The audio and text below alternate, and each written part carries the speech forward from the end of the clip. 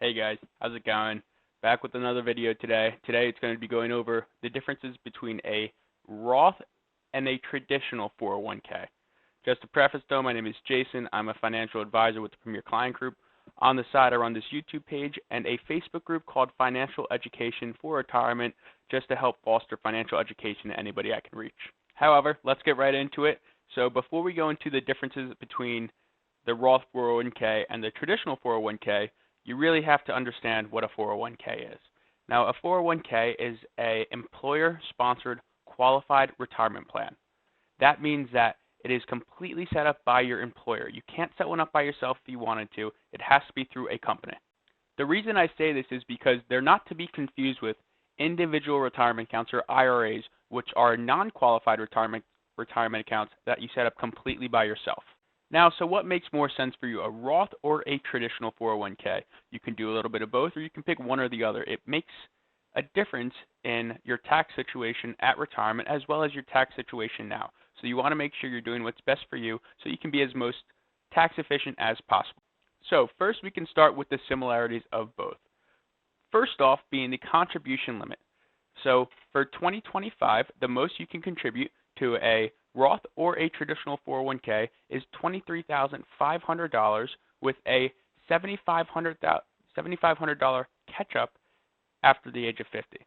Now, for 401ks, there are no phase-out limits based on income. For traditional IRAs and Roth IRAs, you may have heard there are phase-outs, and there are, but there is no number where you can make per year that doesn't allow you to contribute to a 401k. You can contribute if you make $20 million or you can contribute if you make $500. It really doesn't matter. Furthermore, as far as matching goes, you can have a match for both a traditional and a Roth 401k. So don't think you are missing out if you're contributing to one or the other. You're not going to miss out on that match. This changed with the Secure Act of 2022. The Roth 401k is a pretty new account, so you may have people tell you otherwise, but you are able to get a match on a Roth 401k as well as a traditional 401k. Now again, for both 401ks, after age 50, you are able to do a $7,500 catch-up contribution, meaning that if you contributed $23,500 for the year, you are able to contribute up to $31,000 total when you reach that catch-up area. Now a little off pace, but a point that has to be made is that you can't contribute $23,500 to a traditional 401k and additional $23,500 to a Roth 401k in the same year. Between the two, the maximum you can contribute is $23,500. So you could do half to both. You could do 3/4 to one, a quarter to the other, or one and all. But you can't contribute a maximum of whatever that number is, $27,000, or sorry, $47,000 to both of the accounts. Now the last similarity is that you can take money out penalty-free at age 59 and a half. After you hit 59 and a half, you can take money out however you like. There are differences in what happens when you take the money out based off which account it is, but there are no penalties associated with either account once you reach that 59 and a half age mark. Now let's get down to what really matters, the differences. What account is going to make most sense for you based on these next few differences about these 401ks, Roth versus traditional. Now the first one and the biggest one is how the money is taxed when you take the money out of the account.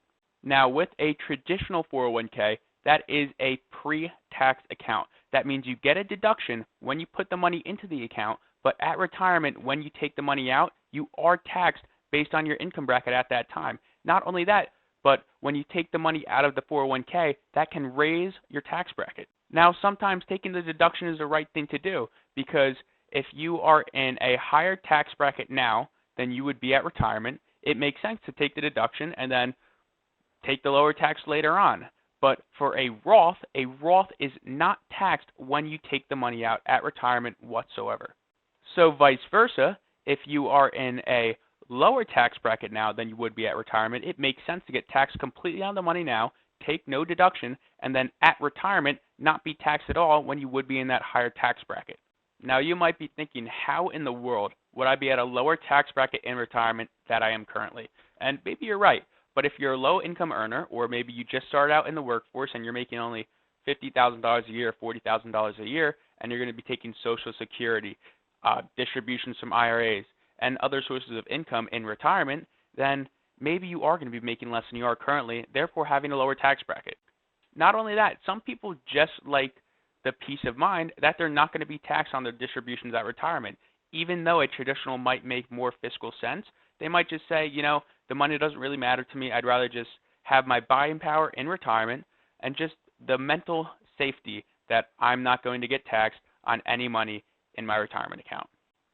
On to another difference, however, is RMDs, or required minimum distributions. Like I said before, a traditional IRA is pre-taxed. The money goes in without it being taxed. Therefore, the government hasn't gotten their piece. So they make you take a required minimum distribution at age 73 from a traditional 401k. Now, this required minimum distribution, which I have another video on, is based off life expectancy factors and the overall value of your account. And you have to take X amount per year until your account is depleted or until you die. Now, with a Roth 401k, you don't have to take RMDs if you roll it over into a Roth IRA. But even if you roll a traditional 401k into a traditional IRA, then you still have to take RMDs. But if you don't put the money from a Roth 401k into a Roth IRA, they still make you take required minimum distributions.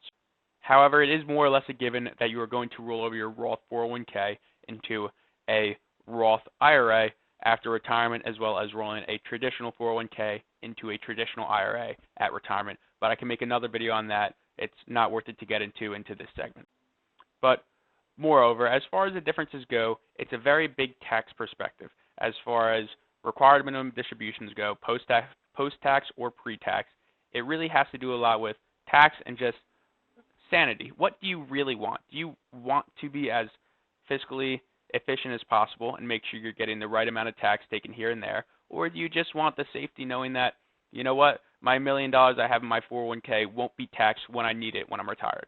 Again, this is a lot to think about. 401ks are a little bit of a difficult vessel to navigate. There are limited investment options. It's not like you can buy any stock you want or any mutual fund you want.